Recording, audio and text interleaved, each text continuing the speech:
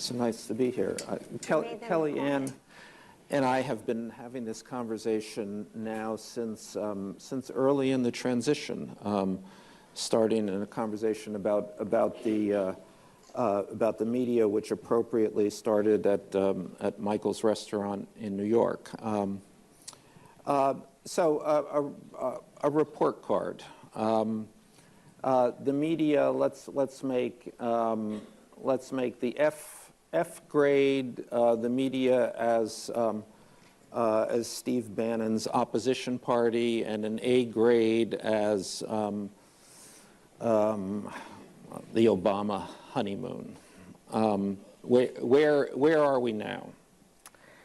Well, as a mother of four who come home with report cards routinely, I'll just give an I incomplete, meaning I think it's way too early to render a specific judgment, let alone a grade, on the relationship between this president, this administration, and the press. And I do want to say that some of the words being used to describe that you're repeating, I do not use and have not used. I think it's very important in a healthy democracy to have a free and fair press. And part of that democracy, too, though, is to have a presidency, no matter who the occupant, that is shown respect and is shown an openness to really cover all of the items that he has put forth and his considerable accomplishments in the first 80-some days that really have gone uncovered. I think, don't want to grade, but I would say if you ask me one thing that I would change or one grievance I may have, it's not biased coverage, because if there is biased coverage, I have faith in the American people that they'll see that and they'll say, that's really unfair, or that's really over the top, or you keep saying the same thing over and over again and I'm still not convinced it's news to me. I think it's noise. So that's over here. I have faith in the wisdom of people. Biased coverage aside, my grievance would be what I would call incomplete coverage. It's the many things that we hear from Americans that are meaningful to them and consequential to them in these first 100 days that don't get the same amount of coverage as, say, this executive order or that attenuated, unproven relationship from the campaign with a certain country. And that's really a thing, because if you are an American and you're a coal miner who came to the White House, or you are someone who lives in the Northwest and you know what the waters of the United States is, if you are somebody who will benefit directly from the president having opened up the Keystone and Dakota access pipelines, this all matters to you in a very different way than you're hearing. What about the tonal issues? How do you feel waking up every morning and you see democracy dies in darkness? Does that rankle? Does that send a message? Is there a message beyond the leads in each story that's being sent here? A few things, and I think they are different, just given that this is 2017. There's this quest to make interviews go viral now, where one has to wonder, is the interview being conducted to inform the viewers or the larger population or electorate more broadly, or is the interview being done in a way that's meant to entertain other journalists or impress advertisers or executives? So that's one thing. The other thing is, you can turn on the TV more than you can read in the paper, because I assume editors are still doing their jobs in most places. And people literally say things that just aren't true.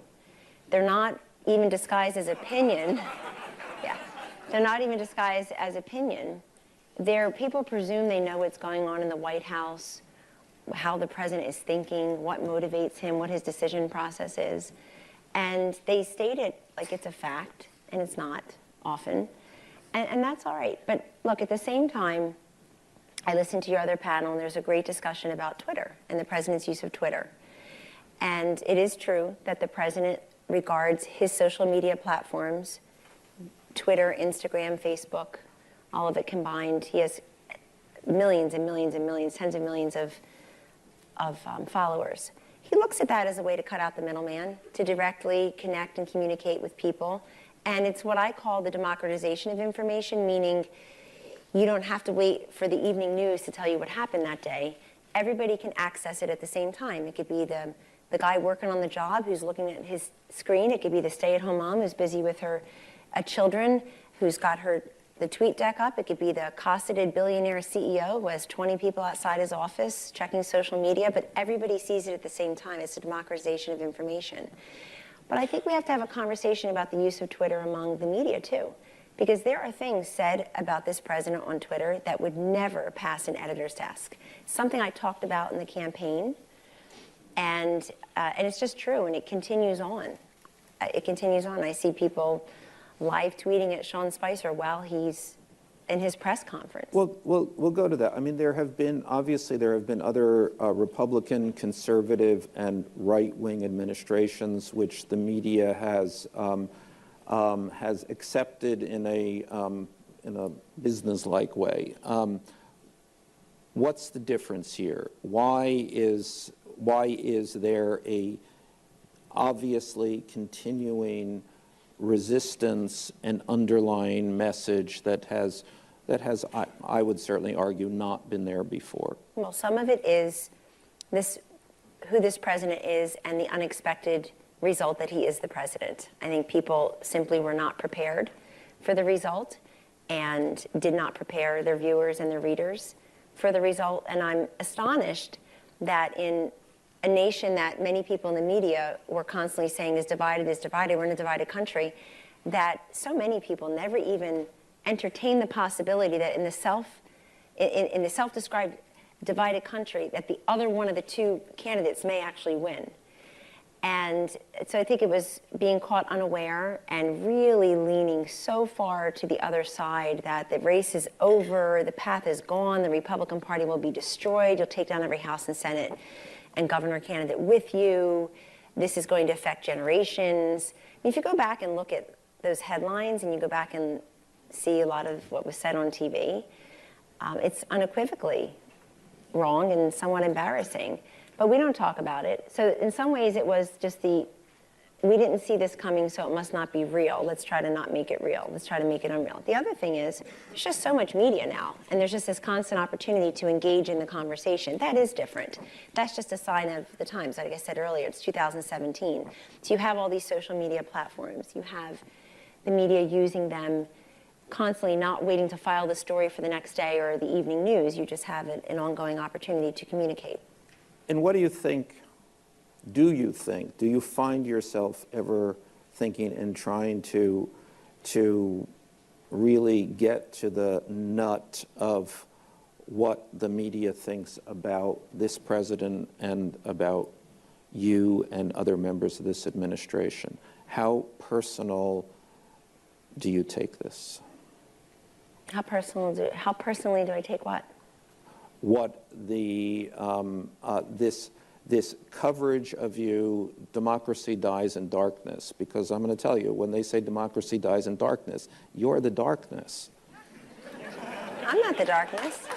No, and I don't. Didn't you see the I don't skit, mean Walking on that's Sunshine? that's not a. You're saying that that's what it's meant to be, but yeah, that's again, not certainly it's what I tell small here. children. Just because somebody says something doesn't make it true, and it's a great lesson for everyone. And just because they say the darkness or democracy, it doesn't make it true. And you see, if you start with that, I'm here, but look, I'm not elected to anything. I'm there. If you're talking about the way the president is covered, I think there is something that I call presumptive negativity. And you can look at something and see it as a positive or as a negative. And for this president, it's often seen through the negative lens, which is not just unfair, it's actually inaccurate, and it really robs the larger viewership or readership or the American people of the opportunity to hear what's really happening. Have you seen improvements over the last, what are we at, 80 days?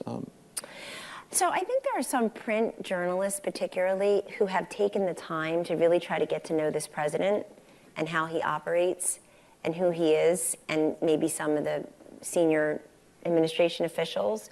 And they're doing much better, in my view, of covering the White House, of just doing their jobs, covering the White House. I don't know that folks have really taken a step back and said, okay, I missed a lot in the election, obviously. They said, I really got it wrong, which means I also didn't really understand what was happening in the country. And I heard Jim Acosta earlier saying if he could go back, he would take his anchors or his executives on the road with him during the campaign. Well, why not do that now for everyone? You know, why not go back and go and meet the people who feel like they're the forgotten men or forgotten women, who are rooting for this president and this country in a way that they want him to make good on these promises. They are part of the confidence numbers. The National Association of Manufacturing confidence numbers at 93%, up from 56.6%. It's not a rounding error from just a year ago. The home builders' confidence at a 12-year high. The consumer confidence, people want to spend their money, the job creation. There are people out there who are looking for positive signs and optimistic signs of progress, of growth, of prosperity, of security and safety. And they're going to look for that and find it or not find it, regardless of what's being fed to them. So one thing I would say, Michael, is if you were part of the very large group of people who are charged with covering the campaign, who got it wrong, at least don't keep getting it wrong by covering the president the way you covered him as a candidate and presuming. I think this presumptive negativity is very unfortunate. The other thing is, I saw all during the campaign what I see now, which is there's a comfort in sameness. I think sometimes for the media, and I don't see them as a conglomerate or stereotype them or just see them all as one big group. That would be wrong, and I don't. But there's a comfort in sameness. There's, you know, familiarity breeds contempt is the old saying. I think when it comes to some of the coverage, familiarity breeds contempt. And I will receive the same questions, as will my colleagues in the White House, from 30 different people in a row. And I'm not even the press and comm shop on purpose. I made that very clear when I came to the White House. That is not what I wanted my primary roles to be. But yet we'll still receive the and they're all the same question. And I'll give you a great example. On Friday, everybody wanted to cover palace intrigue and who's up and who's down. And you know what happened on Friday? What the country saw happen on Friday. For the first time in 11 years, a Republican nominee to the United States Supreme Court was confirmed and has since been sworn in. And 40 years from now, no one's going to remember the staffers' names, but they will remember Neil M. Gorsuch, because by then he will have sat on the Supreme Court for 40 years and made his mark on American jurisprudence. So if you look at things that way, if you play long ball and you look at what's really the noise versus what's the news, what's going to impact real people over time, it helps you to, I think it helps you to divide and conquer a little bit better.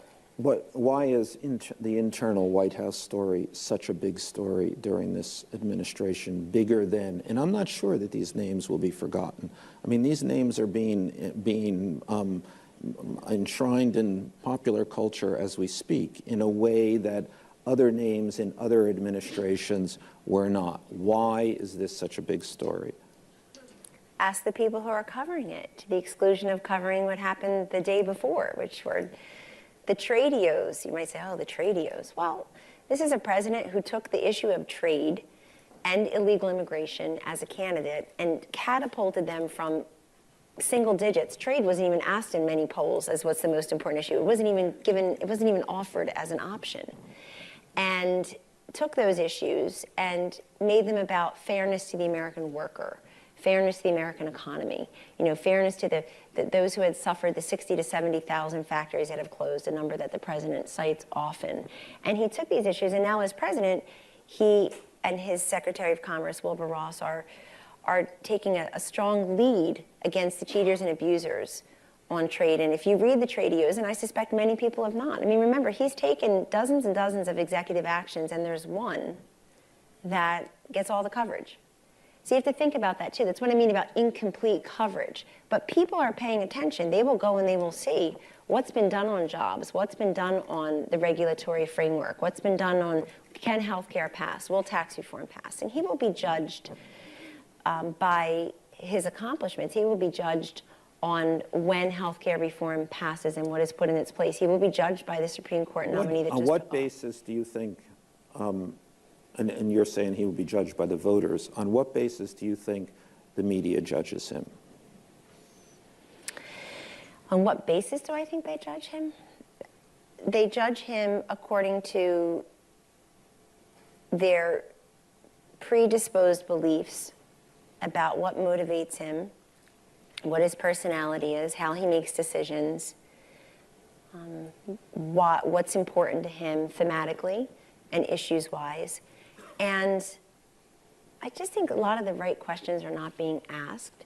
And there is this comfort and sameness has this effect where people are afraid to go first. I really do believe that. And that's what I mean. There are a couple print reporters I can think of that I won't name that are doing a really good job about covering things just a slightly different. I mean, look, if you're all looking out of this pane of glass, you only have to tilt your head that much, 20, 30 degrees that way, and you can still see what everybody else is seeing, but you end up seeing something through an entirely different light, literally. What do you think the media wants?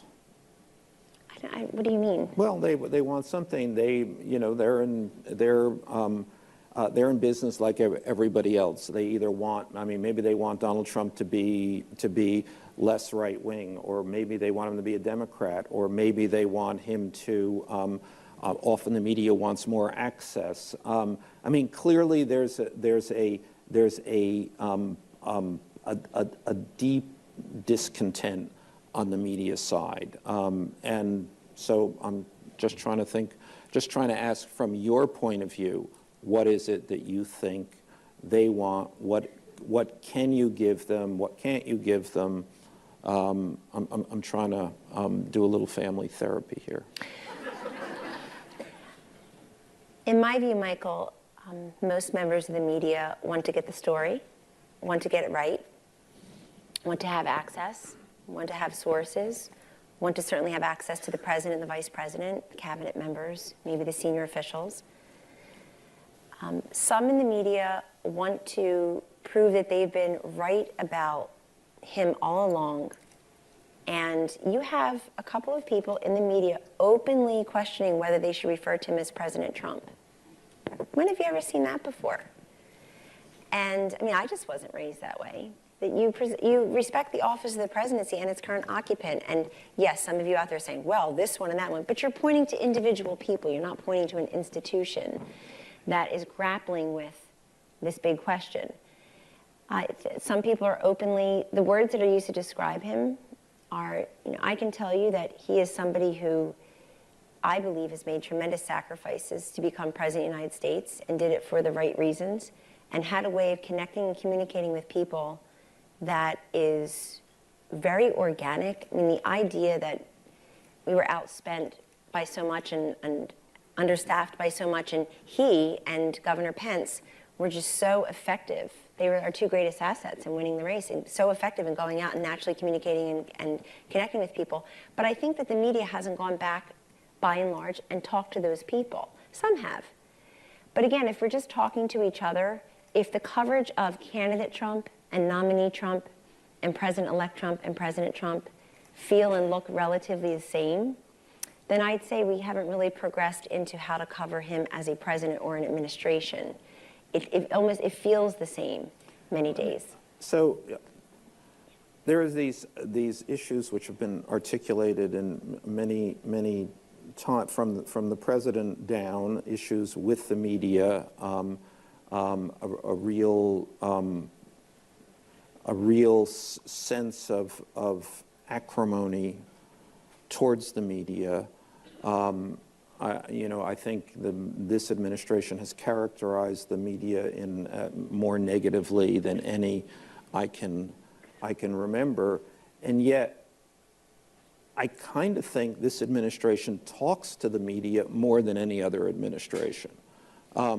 So how do you balance this negative view of the administration of the media, and yet this eagerness to talk to it by everybody? Everybody talks, whether you call it leaking or just talking. They talk. It is very accessible. One thing I have noticed that if you're somebody who says, I never talk to the media, you're really free to talk to the media as much as you want, because nobody would suspect you're talking to the media, which is fascinating.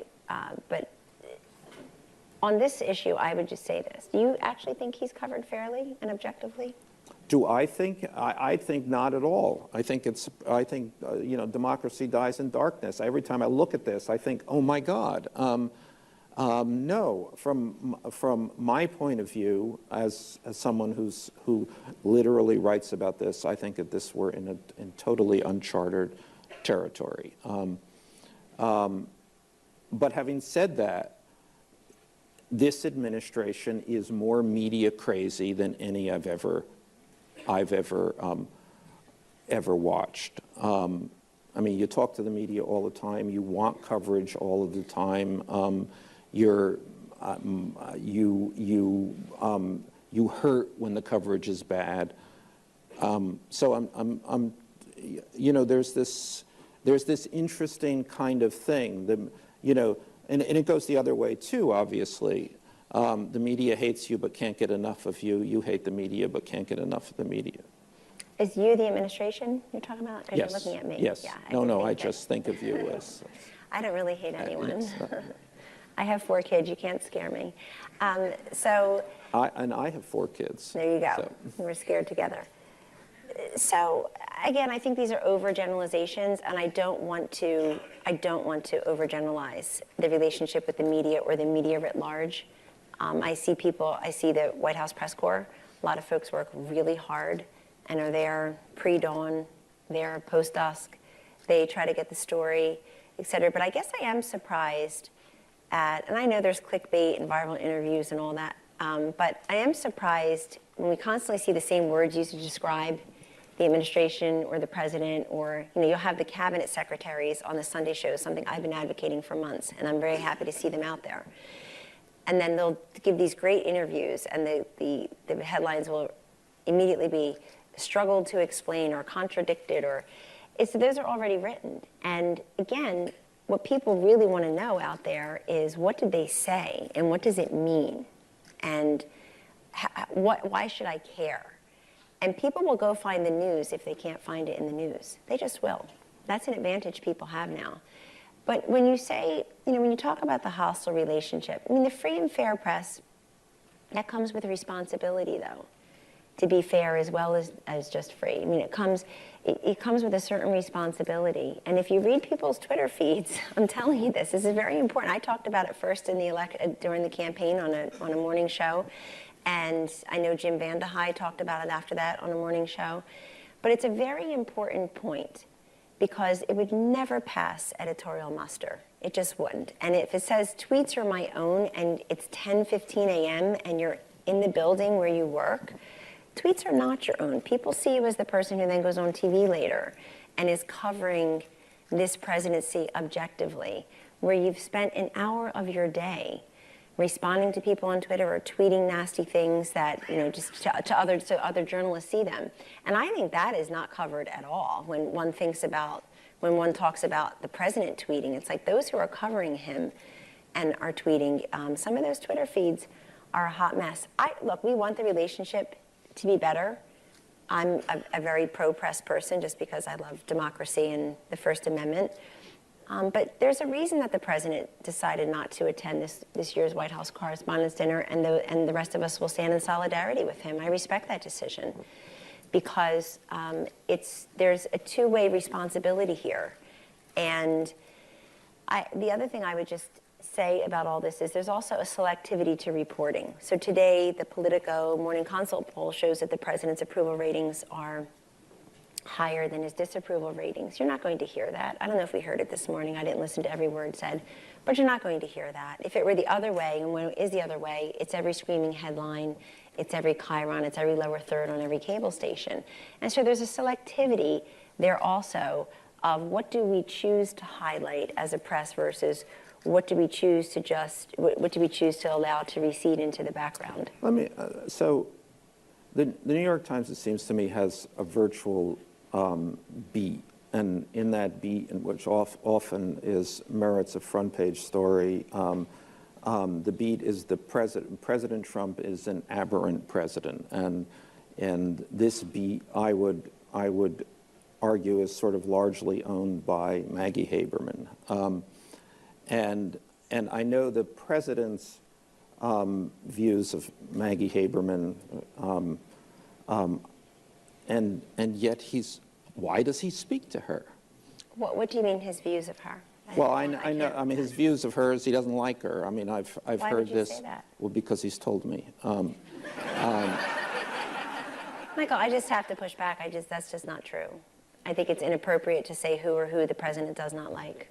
respectfully. And you just made my entire point about how he's covered like he's, a guy sitting next to you on the bus. He's the president of the United States, and he obviously respects her because he gave her an interview last week. No, well, that's what I'm asking. She's one of two journalists he called right after the health care bill was killed. Totally, and I'm wondering why she literally really writes. You can't not follow what she says and not conclude that this is her. Literally, it's a beat. The aberrant presidency of Donald Trump, New York Times beat. She's the writer on that beat. I know what the president thinks. I mean, I know what he has said about her, and yet he reaches out to her. So I'm just wondering what. I mean, maybe that's a good thing. You can say, you reach out to people. Well, it who certainly don't like undercuts the ongoing premise that, he's not giving access to the press or he's not fair to the press. He does. He gives interviews. But I just have to back up because you've mentioned somebody by name who I regard as a very hardworking, honest journalist who... Yeah, no, it's on me. You didn't mention No, she's a very hardworking, honest journalist who happens to be a very good person, a mom of three who works hard, who seems ubiquitous in print and on TV, and I think just had a really nice profile written about her. But since you mentioned somebody by name, it just felt a little uncomfortable. But he is somebody, Donald Trump is somebody who, as a businessman, as a successful businessman, as a very well-known New Yorker who bet on New York and had vision when no one else would, who's a master brander, who is successful on television, he is somebody who has always dealt with the press. This is not unusual, unfamiliar, uncomfortable for him at all. He's a natural with the press.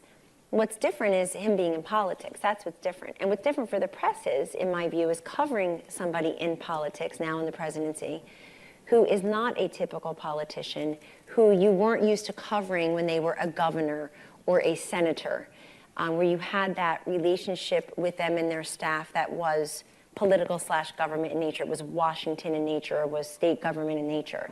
So it is look, everybody's still trying to find their way in that regard. But President Trump is somebody who has had a relationship with the media and frankly has had a lot of positive press over the years when he has been interviewed about his businesses or interviewed about his real estate projects or his other products that he's put out there, his golf courses, which people love around the world. So this is not new to he and his family. What's new is that he's the president, and it's a whole different type of coverage. But I would implore everybody, really, if you look at, and when you think about how the first 100 days will be covered, I can close my eyes and tell you exactly how they're going to be covered. And then I can tell you exactly how America is going to want to see them.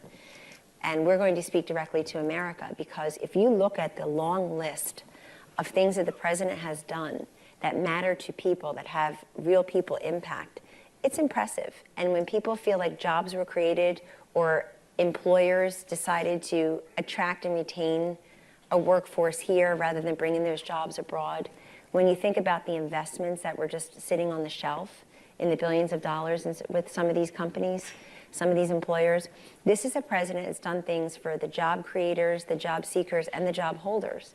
And we intend to convey that message whether or not it ends up being covered. And let me just say something. There's a story that's been talked about infinitely on TV that is almost gone this week because other things filled in. But I would argue there were always other things that would have filled the vacuum. Just nobody wanted to cover them. It's not exciting to cover energy independence and common sense environmental regulations. It's not exciting to cover tax reform. It's not exciting to cover how to get back on track with healthcare reform. But that is that's how he'll be judged. The forgotten man or forgotten woman didn't just come out of nowhere. They still feel like they're forgotten in terms of how this administration and this president is being presented to them. Let me ask just a process question.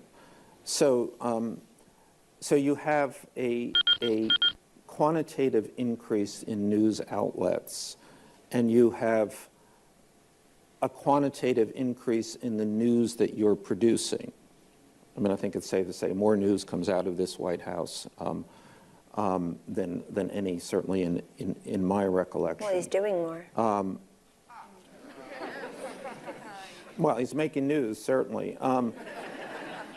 What does, in that situation, don't you get to a point where actually you can never keep up so many news outlets, so much more news? No, it's something I intimated earlier. There's just, you're asking me why this coverage. Some of it's a sign of the times. There's so many outlets and there are so many ways to be the media all the time on social media platforms, doing live outtakes on a TV show. This is very different from decades ago and it's even different from, I would say, the last Republican presidency with President George W. Bush, where there's just more and more disparate media. And there are additional opportunities to just always be on and always be covering.